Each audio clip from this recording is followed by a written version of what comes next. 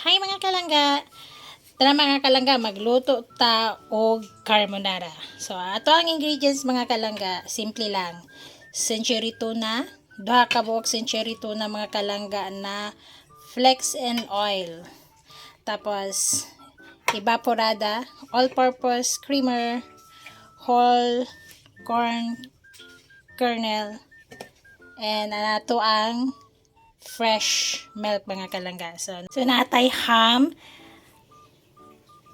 sibuyas bombay, o ang ato ang ahos mga kalangga.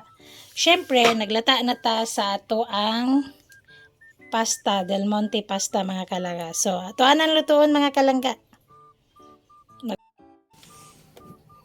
Tangan na to ni siya mantika. Mas gwapo siya mga kalangga kung ato ang ibutang is butter. Wala man ko'y butter, wala ko nakapalit og butter. Ato ang gamiton.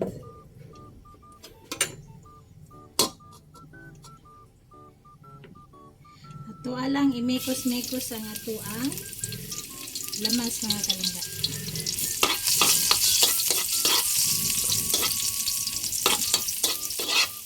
Then, ang ato ang sibuyas bombay.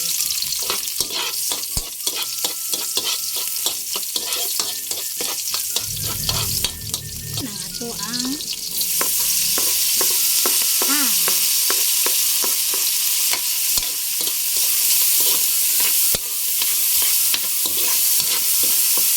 Kusog kayo. Then, atong isunod ang ato ang century tuna. Reflex. Api na ito glunod ang ato ang tanan. Itong ilunod sa mga ang lasa. Nakuha na ito ang lasa sa tuna.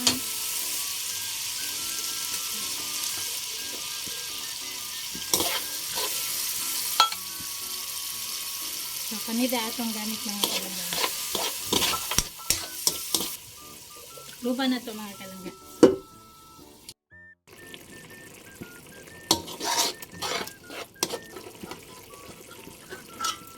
Ano ito itong ibap mga kalangga? 1 can na ibap. Big siya mga kalangga. Akong gigamit is jersey.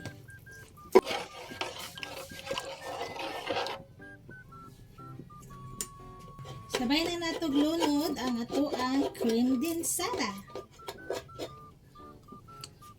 So itong cream dinsada mga kalangga. Iurot na to. 1 can po siya mga kalangga na 370 ml.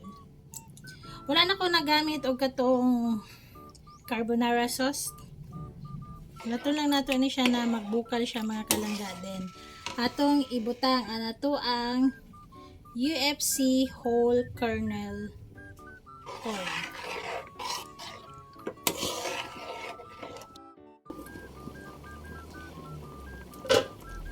Wow!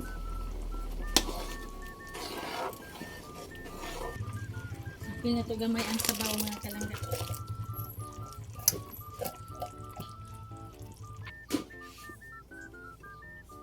Then, atong ibutang ang ato ang selecta fresh milk mga kalangga. So, mga 1 cup mga kalangga.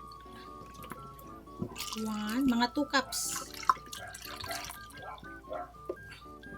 Para more sauce, mas creamy siya mga kalangga.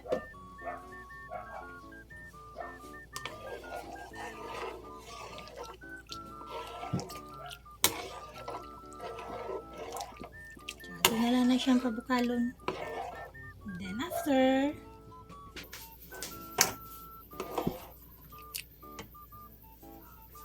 and then mga kalangga, wala din ako siya na-mention, no? Kailangan din nato siya butangan og all-purpose cream para mas mag-creamy siya mga kalangga.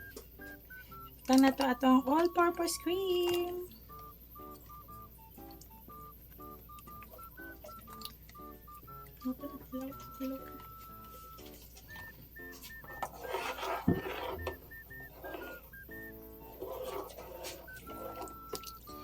Then, that's it.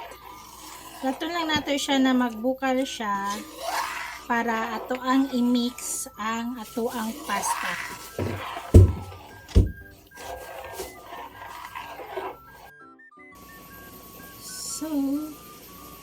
Ayan na mga kalangga.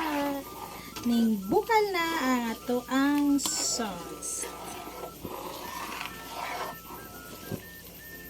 Then karon ato ang hinaya ng ato ang kalan. Cook ang ato ang pasta. Mikos-mikos na to siya mga kalangga, no?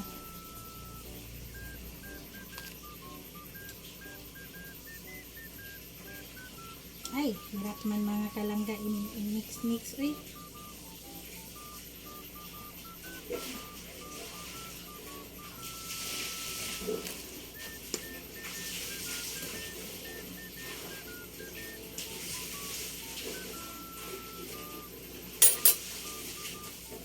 Ito na lang siyang idritso.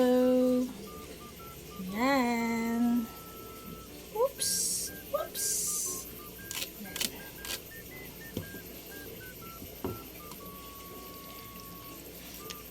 So, the more sauce, mas lami siya mga kalangga. Kay, mauga man gud ni siya mga kalangga, no? Labi na pag magbugnaw na siya, maguga ni siya unya. Then, much better kung kauno ni mo siya mga kalangga na init pa siya. Yan. Matula na siyang i-mix-mix. Para ang katong naa sa ilalo mga kalangga, maadto siya sa ibabaw. Para mag-blend ang iyahang sauce dito sa ato ang pasta. Then after mga kalangga, pwede na siya i-serve. Actually kani mga kalangga, pangkuan lang gud ni siya oy. Pang merienda. And of course mga kalangga, it's April 3 and my birthday. Then syempre mga kalangga, it's tikiman time. So, it's time to taste mga kalangga ang atuang carbonara. Let's taste it.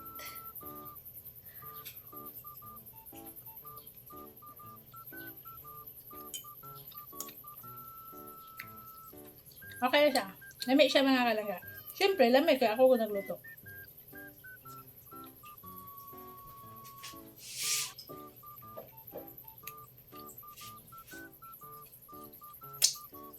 Sa mga wala pa nakapag-subscribe, please subscribe Gaa TV, like, share, comment, and hit the notification bell mga kalangga para updated ka sa mga bagong videos na akong ipampost.